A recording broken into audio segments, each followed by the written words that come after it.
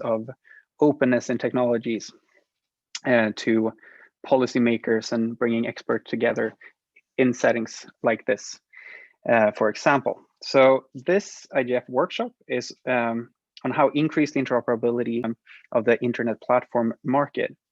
And this is actually the second IGF session that we are hosting on interoperability. And the first one 2 weeks ago was a pre-event where we invited speakers from different geographies to discuss the developments in this area from across the world. So we had Brazil, India, Australia, China, and the EU represented. But today we're doing things a little bit differently. We're taking a stakeholder perspective.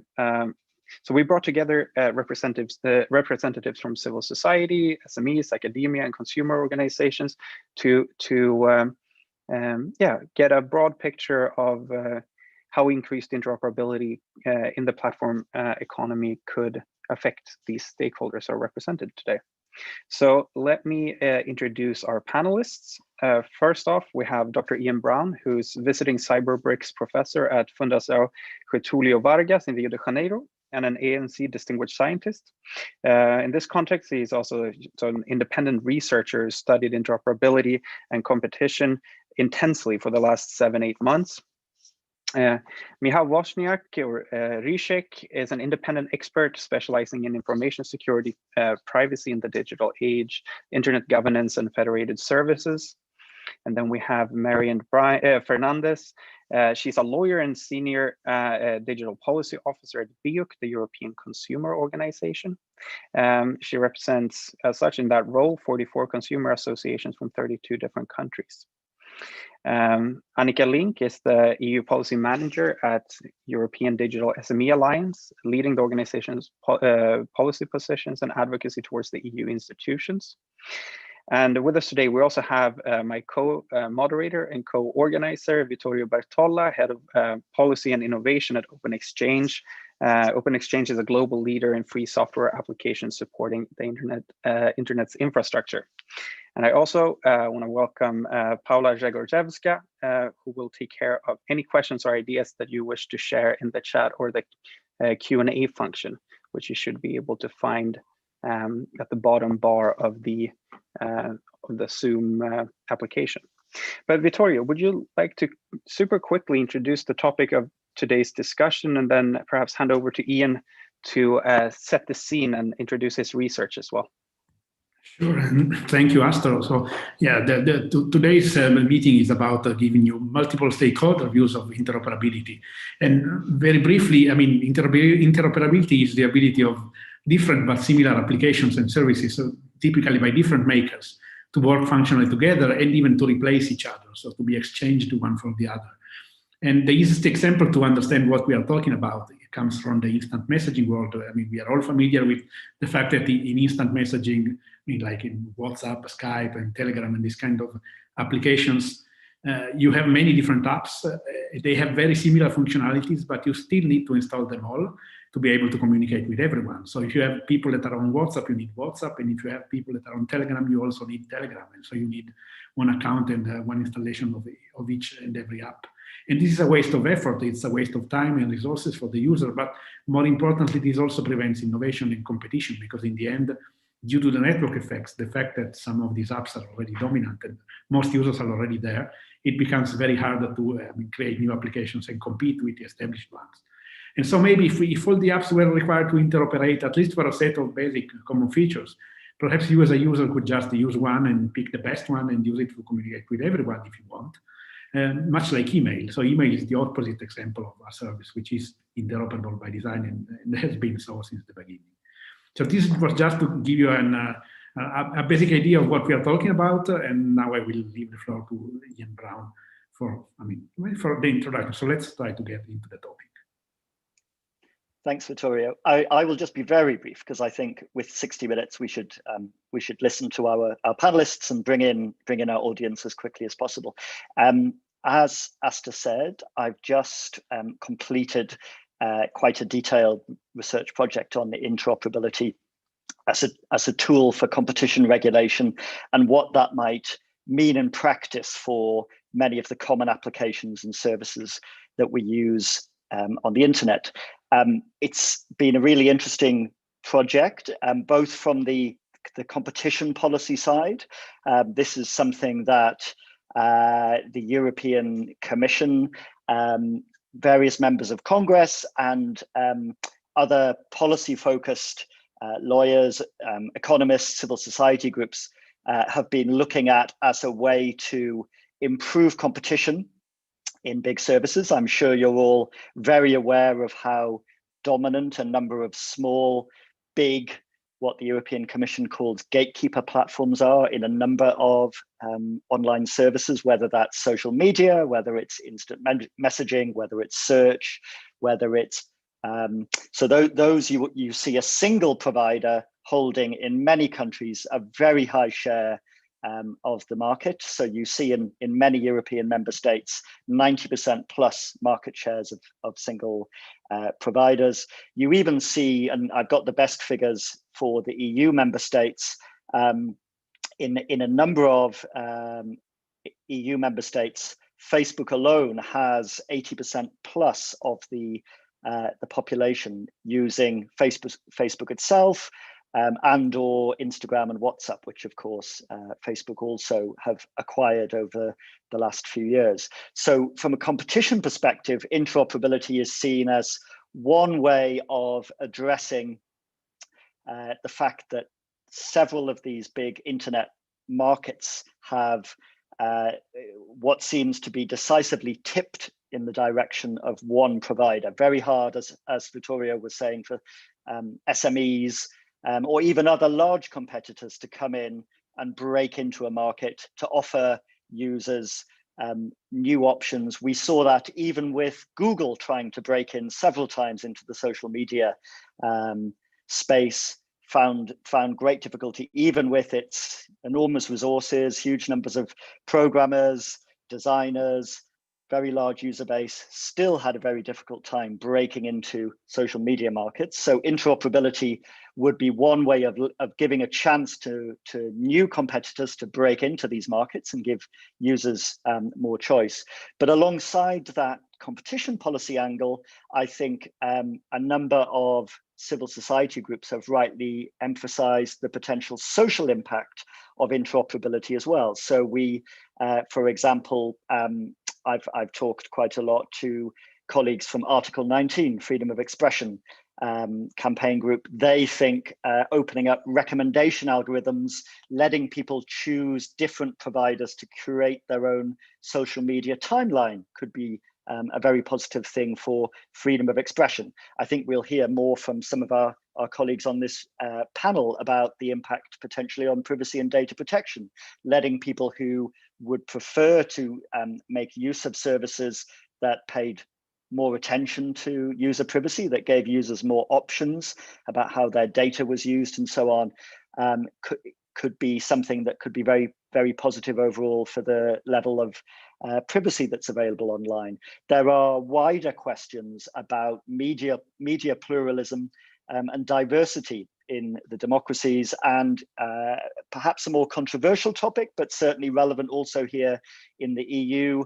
A number of European commissioners have talked about increasing the what they call digital sovereignty of European and other nations, giving European companies in Europe the chance to compete with the giant, largely US and Chinese providers today, whose services are so dominant in certain areas. And that would hold for every other country in the world as well. So I'll pause there and we can come back to some specifics throughout this conversation. Thanks.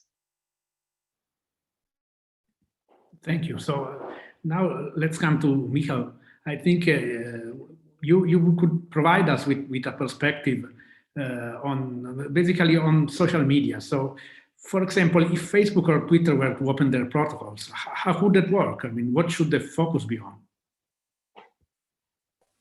on? So maybe let me start with why I think opening of those protocols is important. And to start to see why, one only needs to go as far as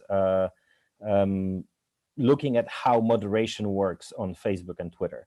which is it doesn't really work very well, and we know this pretty well from our own experiences, most probably, right?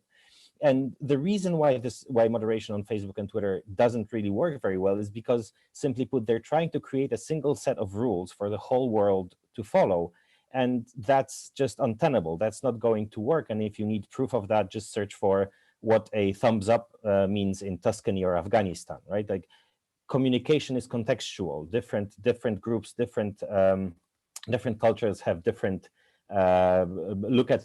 understand things in different ways and communicate in different ways. And it gets worse, because even if they start moderating more seriously, they're immediately facing backlash for censorship, which is somewhat fair, right? They are the monopolists. They are the biggest networks. And so if they ban someone, they make someone basically disappear from the social media landscape. Of course, those large companies like Facebook or Twitter are complaining about this, but the problem is that they've put themselves in this position themselves with their centralized business decisions, right? Simply put, good moderation goes against the centralized business model they chose. And interestingly, they start to recognize this themselves. There was a tweet from Jack Dorsey on Twitter saying that centralized enforcement of global policy to address abuse and misleading information is unlikely to scale over long term. This is a direct quote. There is, on the other hand, there's a fantastic talk by Derek Kalin about how the Fediverse, or the decentralized social networks, dealt with the alt-right trolls when the alt-right trolls tried to join in and overrun the Fediverse.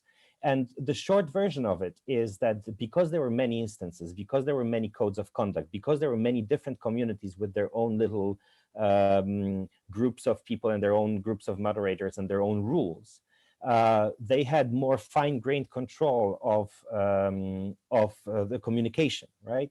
So they had moderators that were embedded in and caring for the communities. Those moderators understood the context of the communication and could easily spot a troll. And the Fediverse also gives a better moderation tools, because you can silence a thread, you can silence or block a user, or you can completely defederate from a different instance, from a different server, and say, we don't want any communication with that particular server or that particular instance. And this also avoids the problem of quote unquote censorship, because if it's a decision of thousands of users and hundreds of instances, it's hardly coordinated censorship, right? It's basically a lot of people don't want to talk to you. So this is the why, right? Derek's talk outlines very nicely, I will link it in the chat, outlines very nicely how and why this works better, how and why moderation works better in a decentralized system. And how to open, I would say, obviously we need to focus on open standards, and these have to be enforced. What I mean by this is we have to agree on open standards, and we have to make the big platforms implement them properly and fully, because they will try to subvert the process. They will try to change those standards a little bit, or add some things, and they will say that this stifles their innovation and all of that. But the only way to make interoperability work is if it's actually fully implemented open standard. And I think we should take it step by step, like start with relatively low-hanging fruit like public timelines, and then gradually add more difficult or more problematic things like private messages or groups or any additional kinds of communication that happens on those platforms. And one last point that I want to make here is that we have to be aware that initially, hypothetically, let's say that Facebook and Twitter open their protocols. Initially, other Fediverse instances, all the other small servers, many of them will refuse to federate with them, and that's okay, right? As long as as long as the first step of opening up this protocol is made, then it's on other instances to decide to join in, to federate with Facebook or federate with Twitter, and gradually open up this ecosystem. Okay, thank you very much. Yeah, let's. I'm going to move over to Marianne, but let's definitely put a pin in the open standards question, because I think we have reason to come back to that a little bit later, and also in discussions with people or attendees of the call. But Marianne, perhaps you just, the floor is yours to give the point of view from consumer protection. Thank you very much. So indeed, my name is Marianne Fernandez, and I work at BEUC, the European Consumer Organization, and we represent 44 organizations from 32 countries. So we deal with interoperability with this matter from the perspective of competition and from the perspective of bringing more consumer welfare and choice, and therefore protection. So the first point for us is that BEUC really supports a stricter and asymmetrical regulation on platforms that act as gatekeepers. And what do we mean by that? We mean platforms that actually have substantial network effects, those that work on economies of scale and scope, platforms that exert lock-in effects on users and consumers, and therefore, they prevent consumers from multi-homing. There are a lot of high switching costs for consumers, and there's also data dependency. So we want to have stricter rules on these platforms that act as gatekeepers. And we think that regulation is the first step for that, because we think that these problems are unlikely to self-correct. Otherwise, probably we wouldn't be talking about this in the first place. And one of the solutions to tackle this gatekeeping function is through interoperability. As we have heard from previous speakers, it indeed can bring benefits. And so we think that one possibility to bring benefits to consumers and also to the economy as a whole, to make it more open and competitive, is to mandate interoperability and access to APIs as a remedy to tackle structural market failures. So where interoperability is needed for other purposes, for example, for achieving media pluralism, then additional rules could indeed be foreseen. And of course, we can discuss to have a regulatory mechanism or a legal obligation for interoperability, but we need to be careful not to think about it in isolation. So we do not only need interoperability to actually have more competitive markets or to address these gatekeeping functions of these platforms. And this is just one element that we need to consider. And there, the key question, as previous speakers have said, is how you really implement it and be aware of the risks that it can entail. We have some lessons learned from previous attempts, at least in Europe, for example, in the payment services era, where access to data by non-banks was facilitated, but in practice it has created or is creating some issues, particularly for privacy and personal data protection. So, for example, in this context, it's important to bear in mind that existing rules, for example, to protect people's privacy and personal data is respected. So, for example, if a company is collecting data illegally, we don't want that with interoperability, for example, that data that is legally collected, that it's moved somewhere else, and then the problem becomes bigger, and then who's the accountable entity for that? So we see interoperability as a possibility to bring more competition and consumer welfare and choice. Definitely so when there's a market failure. But we cannot see it as isolation, and that's what I wanted to say in the first place, and I'm looking forward to the discussion. Thank you. Thank you, and let's now move to Annika. Would you bother to give us a perspective by digital SMEs? Is interoperability useful for digital SMEs to compete and thrive on the market? Yes, thank you very much, Vittorio, for this question, and hello to everyone from Digital SME. We are an alliance of, can you see me now? Okay, yeah. We're an alliance of small and medium-sized businesses in the ICT sector. European Digital SME Alliance represents about 20,000 SMEs from across Europe.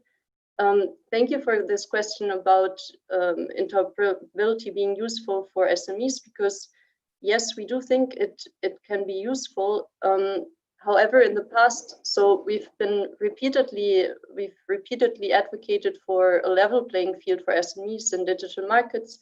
And we really believe as an organization that you need to have open, fair and competitive markets, because otherwise SMEs will have a hard time competing, especially if there's already such a high concentration, if there are these dominant players in certain markets, which as has been discussed and as most participants here know, also benefit from feedback loops, from network effects, etc.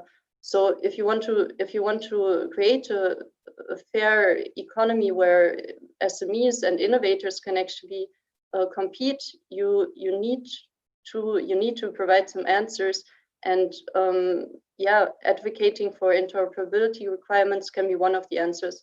In the past, we focused more on the competition angle. So back in 2009, we backed the European Commission on its antitrust investigation against Microsoft for tying the Internet Explorer with Windows. And then in 2016, we were also an independent intervener in the European Commission's antitrust case against Google on Android, because we are representing SMEs and including app developers, and we wanted to make sure that there is an open and competitive SME ecosystem for SMEs, including SME app developers. But we're not only focusing, we don't really focus on one, specific company. We really want to ensure this, that the markets are competitive, because this is actually the way to ensure that SMEs can compete and that the economy overall can bring about innovation, which is not only beneficial to the SMEs, but to society overall. And also not to forget, the European economy especially is really reliant on SMEs. 99% of companies in Europe are SMEs. They bring about a lot of employment, 2/3 of employment in the EU. So they are really important, and they are also really important in digital markets. And now, what we've seen with the competition angle, or with the cases that the European Commission has brought against the large dominant players so far, those have been really important, and there have been considerable fines that have been imposed. But for now, this hasn't really changed much in terms of slowing down or limiting their dominance. So the issue seems to be a bit more structural, which is why we also believe that interoperability can be an answer. But here, of course, it's like the details, the nitty-gritty details of how this can be done and how this can be operationalized are still to be discussed. So I'm very happy to also be in this panel to learn and discuss with experts what could be the way forward. And I'm going to stop here and happy to discuss further. Thank you. I think I have a follow-up question for you, but first I really wanted to add, coming from an SME which has been involved with the internet for so long, that the SMEs were really the fuel of this extraordinary growth of the internet in its early phase. So, initially the internet was actually, growing through this interoperability principle, which was how things were meant to be in the beginning, and which was what powered the extraordinary growth and creation of common knowledge and welfare that the internet has brought about. And this has just started to change, but even the dominant platforms of today were originally, startups and SMEs competing against much bigger giants in the field of ICT and telcos and so on. So it's really about restoring the potential for growth and innovation that was there in the beginning, in my opinion. It's not really about coming with something really new. It's more like protecting the original principle. And something I'm also wondering is if you have any thought about the standardization process of the internet, because again, in the development of technical standards originally, this was really a bottom-up process made by, I mean, individuals even, and very small companies. And now it seems to have also tipped in favor of very big platforms running most of the show in many of the standardizations organizations. So, I mean, I don't know if you have also some comment on this. Well, in principle, we see that there's an issue here, because as you're saying, a lot of times it has to do with resources. SMEs usually have less resources to get engaged in complex and long-term engagement commitments, like when you want to work on standardization and expert committees, etc. You need to have the time and the resources to send someone there who can actually do that work. So for SMEs, that is often more challenging. This has been recognized by the policymakers. So there are some support programs here that provide funding and support to SME experts to be present in standardization organizations. However, the percentage is still not, it's not really representative of the importance of SMEs in the economy. So indeed, this is an issue, and I'm not fully sure what the answer is here, how to address that, because it's quite complex as well. But indeed, it would be very important to involve SMEs more in standardization processes, and also to create that link between just making sure that these ideas can be operationalized and enforced. Okay, that sounds very good. We're going to move in a little bit towards. I put a pin in a bunch of things here that we should include in a more of an open discussion, like privacy, the question around standardization, both how it can be used specifically to get those open protocols, get those open APIs, but also structurally speaking, with the making sure it's an inclusive process. But let me ask you this here in the panel, kind of a devil's advocate question. So let's say me, an average user, I feel like I'm not at all interested in linking my Facebook Messenger with Twitter and Slack and Discord or whatever. I want to use them in different ways, separately, for different people, for different reasons. What answer would you give to somebody who poses this kind of question or this kind of concern?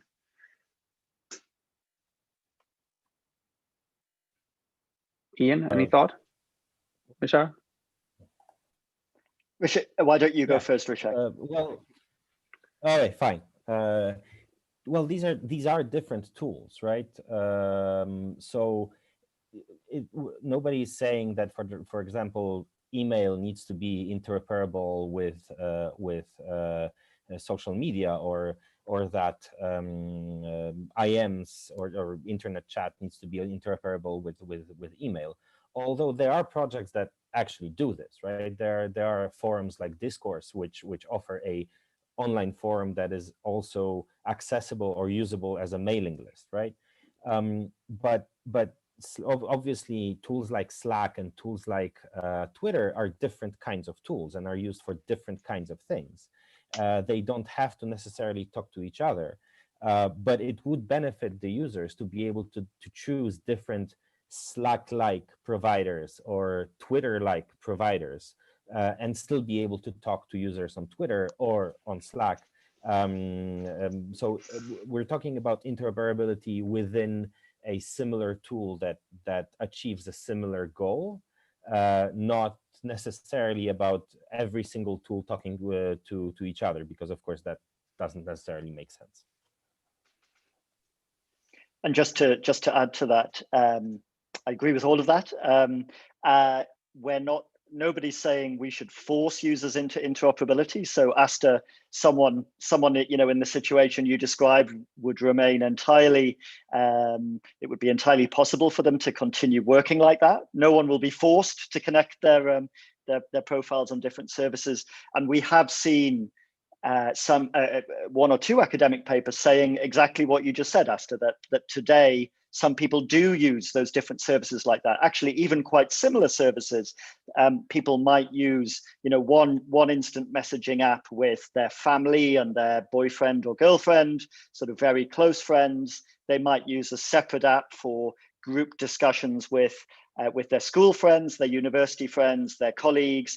They might use perhaps, LinkedIn would be an obvious example for much more sort of professional networking focused activities. People will be entirely free to do that. Regulation would require any potential interoperability regulation might require the largest platforms to allow interoperability when people wish, when users choose to connect their profiles, but it won't force them. And as Rishak was just saying, actually, if we had more interoperability from the largest platforms, we might see all sorts of new products and service innovation come out of that, of bringing together people's profiles and communities in novel ways, which by definition, as a counterfactual, we can't see today until that interoperability is there. Can I add to this one thing? We kind of can see this this innovation already happening on the Fediverse, right? We have instances like Mastodon or Pleroma, which are kind of Twitter-like. We have instances that are using PixelFed, which are, let's say, Instagram-like, and we have instances that are using PeerTube, which are kind of YouTube-like. So these are three different kinds of interfaces that are used for different kinds of social sharing. And yet underneath, they're using the same protocol. They're using ActivityPub. So I can follow a user using my Mastodon account. I can follow a user that is using PeerTube and is publishing videos on PeerTube that I'm interested in, right? I don't have to do this. And additionally, I can have different accounts on those different interfaces or that I use for different things. And in fact, I do have different accounts that I use for different things, right? But the power for this, the power to do this is with me. I have the power as a user to say, I'm using this account for Instagram-like things, and I'm using this account for Twitter-like things, and I'm using this account for whatever, my video, social video requirements. Thank you. So I think we can now move to the Q&A and to the questions also from the audience. So, I mean, I'm going to start with one that came up on the chat, and then also you can also post them in the Q&A. I think there's one already there. So it's by Isa Stasi. She's raising an interesting point on the fact that, I mean, she says in another conference about the DMA, the point was raised that EU companies are edge innovators, while the EU lacks ecosystem innovators. And she then says that interoperability was not mentioned there. So she asks whether interoperability could be useful to that as well. And the point I'd like to make before turning the question to anyone in the panel that wants to answer is that, I mean, interoperability, as I was saying, is really at the base of the internet, and together with open standards and open source software, which are strictly tied to it, it is actually a way to build an ecosystem.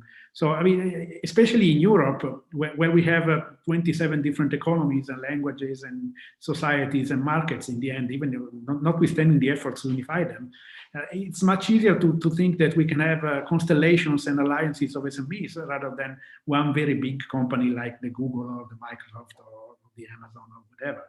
And interoperability and open standards are actually the enabler for this. I mean, this cannot happen unless you have common languages and common standards that allow you to create synergies among the services and products by all these different companies in the various countries.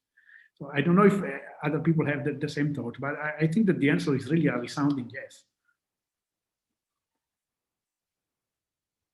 Anyone in the panel wants to comment? Otherwise, I'll give the floor to Astor and we can proceed.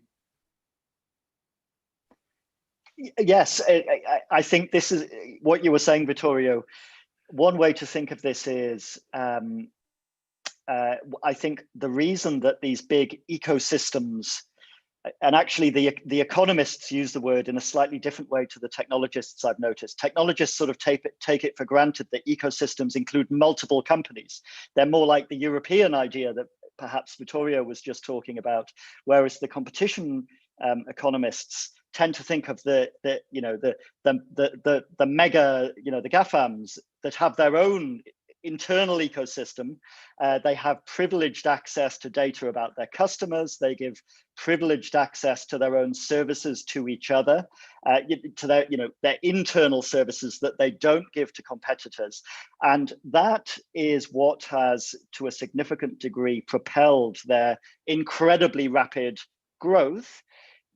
You can argue there are some benefits to society from that, perhaps. It encourages those companies to grow incredibly quickly. They get a lot of scale efficiencies. They will bet large amounts of money on new products and services. They may invest significant amounts in R&D, but over time, I think it's certainly equally, if not more, arguable, and this is what competition regulators themselves say as well. So, for example, the UK's Competition and Markets Authority said this in a really major report earlier this year. It's better for consumers to have lots of companies competing, because that will stimulate more innovation and new products and services over time that will better suit the needs of consumers, rather than having these small number of enormously profitable and historically large companies sitting right in the center, sucking up all of the products and services around them.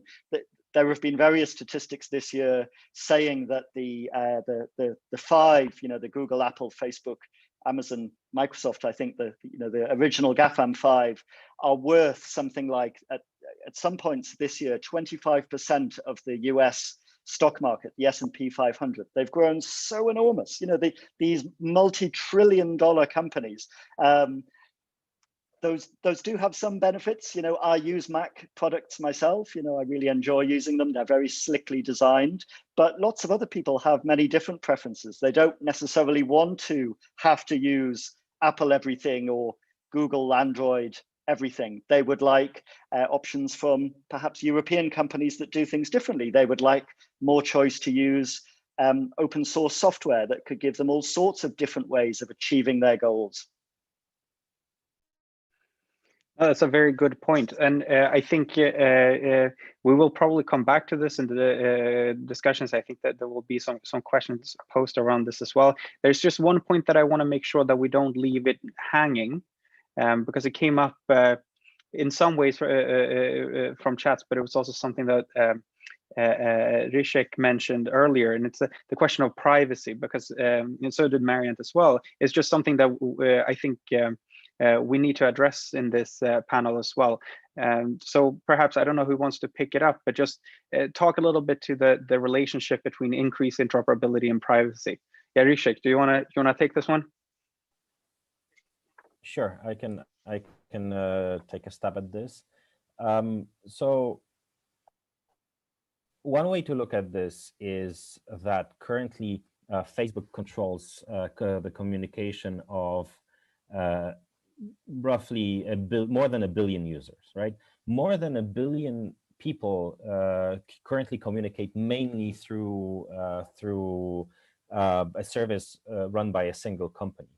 The alternative is that when you're communicating through an interoperable service, you are most probably talking to a user on a different instance controlled by someone else. And some people see this as a threat. They see this as a potential problem, because now you have not only you and the other user you're communicating with, and not only the admin of the service, which in case of Facebook is Facebook, but in case of an interoperable service where you're talking to a user on a different instance, you have two different sets of admins, right? You have two different sets of people or entities that control or are involved in this communication act.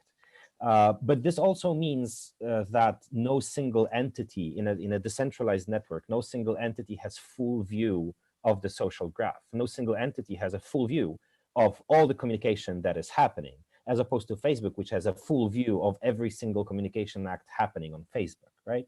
So even though now you have, if we go the interoperability route, even though we now have two different sets of admins that you have to trust, this is already a success, because now not a single entity has the full view, right? Plus, you can have, again, the decision is yours, right? It's not like right now where you either have to agree to Facebook's terms and conditions or not be able to communicate at all. If you have a interoperable communication service, you can tell the other user, hey, you know what, I would prefer, could you set up an account on this other server? I trust them more, right? And now you can have this conversation. You can say, you know, these guys are better with privacy. I trust them more. Let's have a conversation once you set up an account there, right? This is not something you can have with Facebook right now. And another point that I want to make is that if you spend some time on the Fediverse, if you start using Mastodon or Pleroma or any other decentralized social network, you will notice those small things related to privacy. For example, if I create an entry, let's say a Mastodon version of a tweet, which is called a toot, and I decide that it's followers only, I will get a small message saying, hey, you might want to lock down your account because your account is not locked and anyone can follow you. So this thing that you're doing with followers only is not necessarily very effective. And there are plenty of those small messages all around the place because Mastodon doesn't really care about scaring the users. It cares more about being honest with the users. This is their quote unquote business model, let's call it, right? So they can be more honest about potential privacy issues, and they are, right? So I would say that I don't really see huge privacy issues, right? You get the additional set of admins that can see some of the communication acts, but you win so much in return that I think this is going to be worth it. Yeah, okay. It just made me think of Marian's comment earlier, because sometimes when we talk about interoperability in the platform market, of course, in the Fediverse, there are examples of how dynamics actually play out. But Marian lifted an interesting point, and see if you can develop this a little bit around the efforts around open banking. You mentioned it in the context of privacy concerns. It's an interesting example that often comes up, and here we have this link to privacy. Perhaps you could develop this a little bit. Sure. Basically, the point is that when you would design interoperability as a remedy, or as a legal obligation, or as as a tool in practice with open standards, because of course there's a different. We see interoperability as a layered step approach, where it's not gonna, you're not gonna have the ideal scenario by just having in a law, for example, that we now mandate interoperability by, and that needs to be done by 2021, for example. So in open banking, you had the idea was to open more competition in the sector by allowing other service providers to offer services that consumers requested themselves. But sometimes to offer those services, these actors would need access to certain data. But the point would be that you as a consumer would decide when and how these data would be sent to another provider. But in practice, we have seen tensions between banks. We have also seen that the European Banking Authority that is in charge of implementing it was not really looking very much at the GDPR. And so we see that there has been some contradictions, but luckily now the European Data Protection Board has come up with some guidelines that were subject to also public consultation to how to put the consumer in charge and how to ensure that existing laws would still be applied. And that's what I meant by not dealing with interoperability in isolation. Like by having interoperability, you cannot forget, for example, in Europe, the GDPR. And yes, we see multiple privacy violations, but it's not because we don't have the law, it's just because it's not being enforced. So, and also because there are various things that, even if you have a legal basis being consent, that consent often is, we see that it's not always meaningful, it's not really respecting the principles that are embedded in the GDPR because of what we call the dark patterns, because how the choice is presented to the consumer. So the same issues could be seen by mandating interoperability. So the key is how you would implement it in practice to really give the choice to the consumer, to really allow for more competition. For example, if a platform were to offer interoperability as well, it would be ideal that the law would prohibit discrimination or terminating interoperability. I mean, we see that some platforms indeed offer other services and they make them interoperable. I mean, one clear one is Facebook and Instagram. There's some functions where you can see them interoperating, but why not open to others, right? And so that's the key. Why do you do that in your ecosystem but not elsewhere?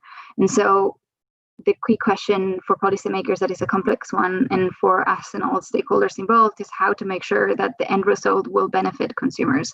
And that's the key, either talking about privacy but also competition. And we think that there are other measures on top of interoperability that are needed to really achieve the end result. On privacy, enforce the law. Also, there are extra rules that we need to get in place. For example, the privacy regulation that would be particularly important for avoiding tracking by default if we manage to get that.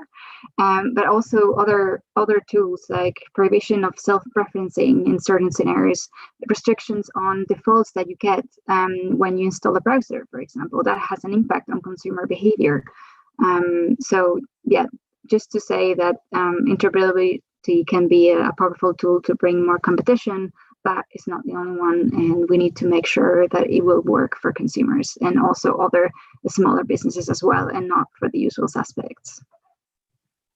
Yeah, sure. And it is the point you made, just to kind of hammer home. I think it's interesting to see companies such as Facebook essentially going for more interoperability between its services, showing that, because we've in different conversations, I've heard concerns being raised saying that, well, if there's no demand from users or consumers to have this, then why would you mandate it? But it kind of shows if one of the biggest companies actually increase, at least within their own ecosystem, more interoperability, that they have identified this kind of market demand. Yeah, any other comments from the panelists on the question of privacy? It is a very important one.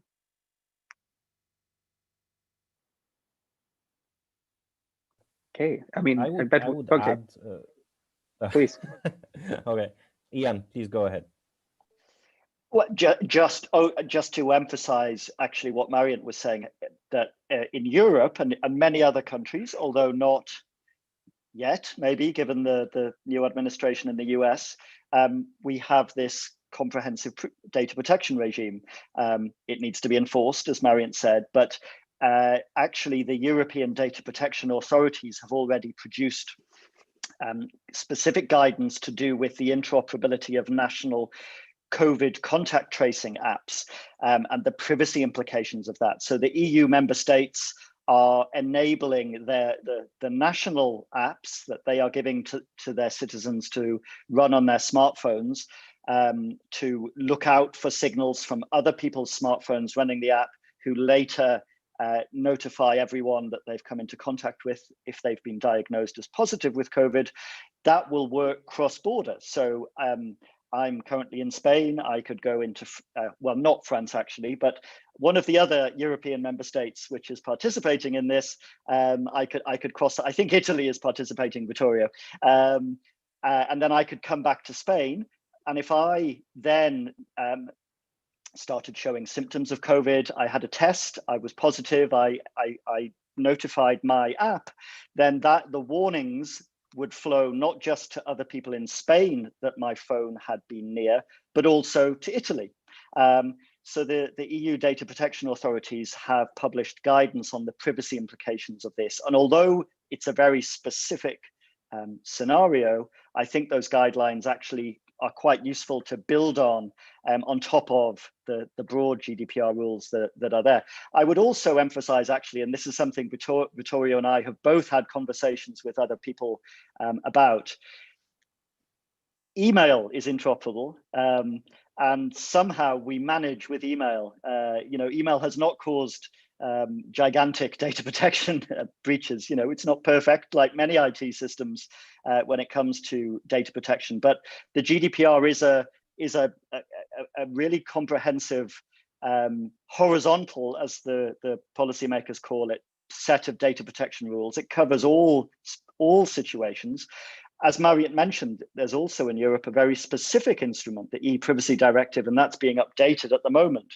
So that updated e-privacy regulation, as it is planned to be, might actually, if there are really specific issues that come up from required interoperability in a Digital Markets Act, that could be somewhere that they could be addressed. And similarly, in other jurisdictions that are looking at reforming competition law, they also need to think about their data protection law at the same time.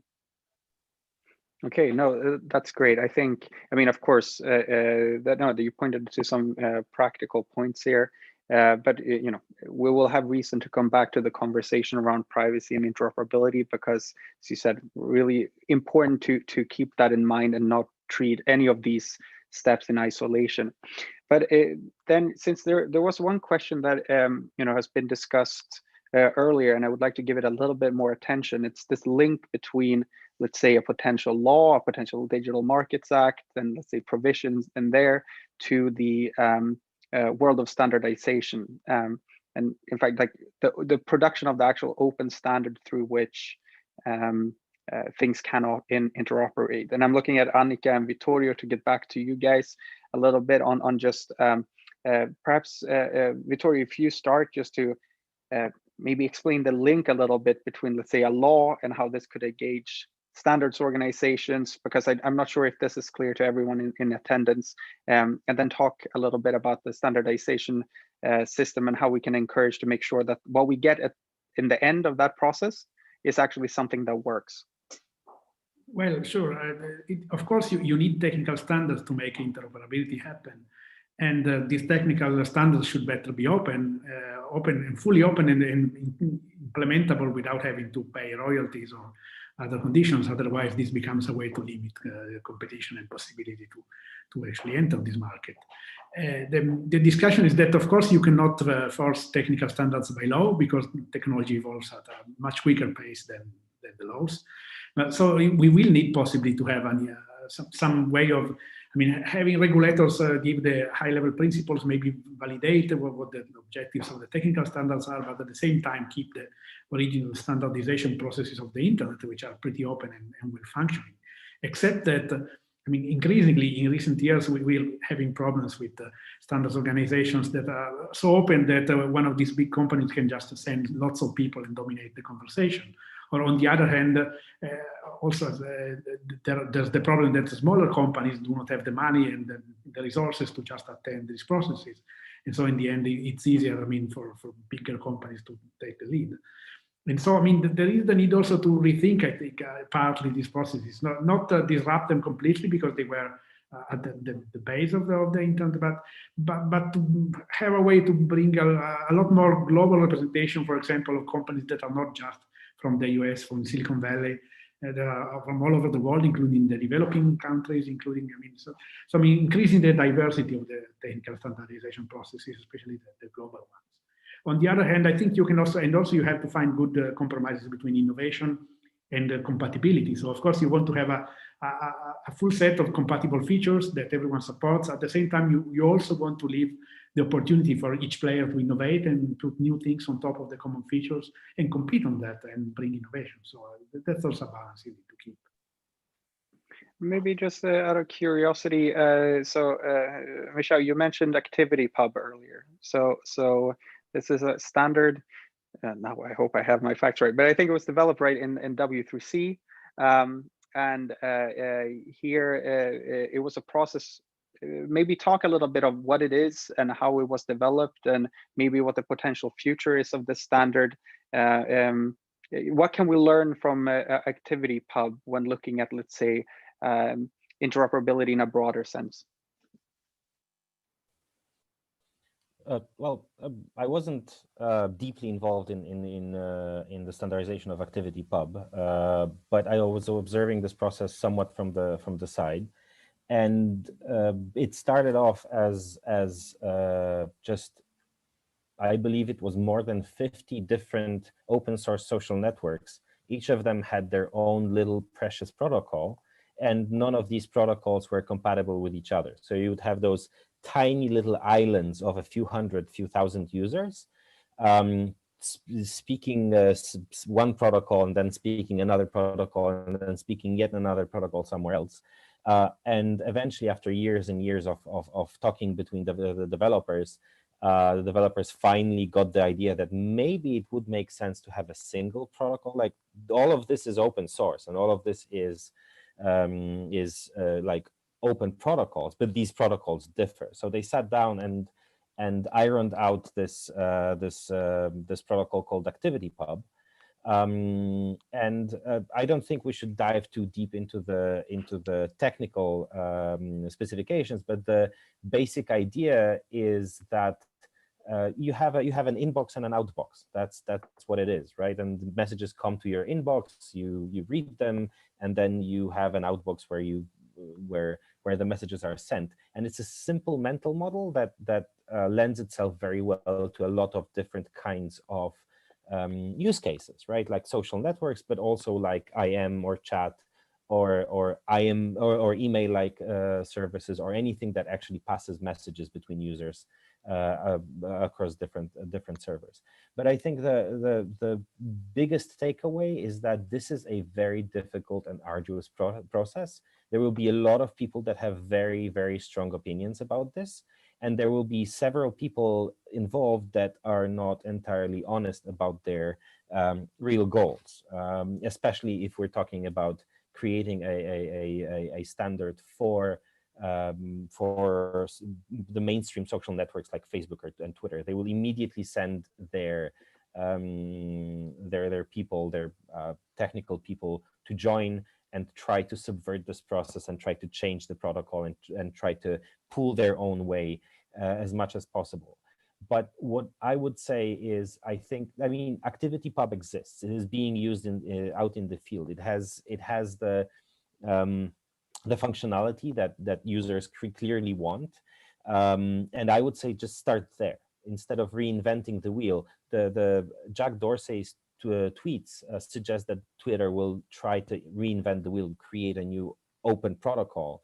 And I would say this is definitely not the way to go. I would say let's start with something that exists, that works, that has been implemented already in dozens of different software projects across thousands of instances with about 4 million users on those different instances. And then, if need be, we can try to extend it and make it better and implement new features. And this is also somewhat related to the question of privacy, right? Because I think, as I said, what makes sense is to take this step by step. If we're talking about opening up and decentralizing social networks, we have to do it step by step. We cannot do it wholesale, right? This is too big of a problem and too big of a project. So I would say use ActivityPub for the public timelines, and then let's talk about private messages, and let's talk about groups, and let's talk about the more difficult, complicated problems. Okay, but that sounds good. I see we only have 2 minutes left. So I thought I just wanted to do a quick round also with the panelists of just some, to the attendees who were very grateful are staying, at least in Europe. It's quite late. So the ones who are here, glad you joined. But just to go around to the panelists, if there's something you'd want to leave the attendees with in the context of interoperability and platforms, something to think about, something to keep their eyes open for, could really be anything. Maybe Marianne, do you want to start? Sure. I mean, we have discussed many aspects. I would just emphasize the need to avoid a race to the bottom in terms of privacy protections. We talked about email, and of course, we can communicate by email quite easily and smoothly. Of course, if you use, for example, encryption, you cannot really talk to everyone unless they have a key, and it's not that simple. But not being simple doesn't mean it's not possible. So just bear that in mind. But I think it's achievable. But we need to bear in mind the difficulties and challenges to make it right. And I look forward to the next steps. Okay, great, Vittorio. And now you're a moderator, but I'll throw you in there as well because I know you know a bunch about this. No, but I don't have much to say. Just I think that this is the way to go. So, I mean, let's try this. So that's. Okay, we hear now that they allow for an extra 5 minutes, but so you can extend it a little bit. But Annika, maybe from your point of view, just some final points, and then we'll see if we can, if there are any unanswered questions, we can lift them as well. Yes, well, I just want to say what I already said before, that actually we really want to have an open, competitive digital environment. And here I also found it very interesting and to hear that Marianne, for instance, was saying similar things. Interoperability can be one building block of this, but we also need other obligations, and we need proper enforcement of potential rules that will be put in place by the Digital Markets Act. So yeah, and I think there is not really a contradiction here so much between the vision we have as an association of small and medium-sized enterprises and what is good for consumers. So I'm happy also that this came out of this discussion, at least from my side. Thank you. Yeah, that's great. Rishak, I have to pick one of the names, but Michał. Whatever works. I think I would like to. Somebody mentioned at the beginning of the panel. Somebody mentioned the openness of algorithms. We have not talked about this a lot, and I think this is an immensely important topic that we also have to keep in mind: the openness of recommendation algorithms and openness of timeline creation algorithms and all of that. And amazingly, the interesting thing, one of the many interesting things that I noticed time and again on the Fediverse is that for some reason there's a rush of users quitting Twitter and going to Mastodon or Pleroma or like joining the Fediverse, and then a lot of those users are fascinated. They are relieved to see that the timeline is chronological. Like the simplest algorithm, and this is an algorithm, right? It's like take the tweet and put it there in the order that they come in.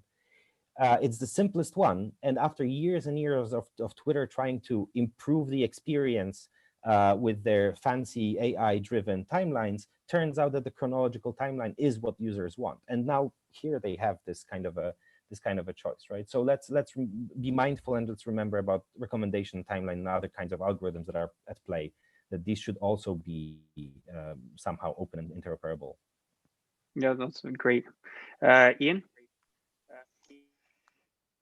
Just two very brief things, partly responding to the chat as well. Colin and others in the chat rightly said, and Annika said earlier as well, actually, we need to think not just about what laws and regulations say, but also about practical support for SMEs and for civil society to get involved in standardization processes, because it's really important that we have a diversity of voices in those processes, because the standards that come out of them will reflect very strongly who had the biggest say in defining the standards. So that's my first point. My second point is, I think actually this is a topic that really would be really good for the IGF to take up and do more of, because it's something that many different jurisdictions are thinking about. It's not only by a long way the EU that's thinking about this. And it would be great for everyone if jurisdictions were thinking about this in similar ways. They don't have to do everything identically, and of course they won't, but it would be really helpful, to the SMEs that would like to be able to export all around the world, to civil society that are very focused on global human rights issues, and to users everywhere, if as far as possible. What we don't want is a European Fediverse and an American Fediverse and an Australian Fediverse and an Indian Fediverse that didn't interact with each other, that didn't interoperate with each other. Ideally, we want this, like the internet, to be a global system. Yeah, and but on that point, and I think for the ones who are interested, here we had quite the EU-focused discussion, but we have, and it's you can find it on the IGF YouTube channel, our discussion on these topics from let's say more geographies than the EU. So we had that covered as well, and I think from our side at Open Forum Europe. This is really the beginning of the conversation. Early December, we're expecting the Digital Markets Act to be presented by the European Commission, and then it's going to be important also in the process of developing that legislation to have as many voices involved discussing all the issues and not keeping them in isolation. So I hope, or I'm sure, that this is not the last forum like this that we're going to host. And in the beginning of next year, we're going to have at least a European law that we can discuss the nitty-gritty of, and then hopefully we can build on the kind of attendance that we had here today from all across the world, because there are a lot of lessons out there that are going to be important for the EU to learn when they develop this legislation as well. So before I end here, I want to make sure that I do as Vincent from the UN, who's helped us with this, told me to do, and that is to encourage you all to leave feedback in the built-in system.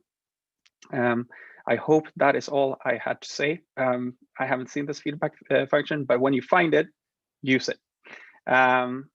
And with that, I would like to thank all the panelists very much from Open Forum Europe. This was a very nice and interesting discussion, and I think a start of many more discussions to come. So thank you, all of you, and have a nice evening or day or morning or whatever time it is in the world where you're at. Bye, everyone. Thank you. Bye-bye. Thank you very much. Bye-bye.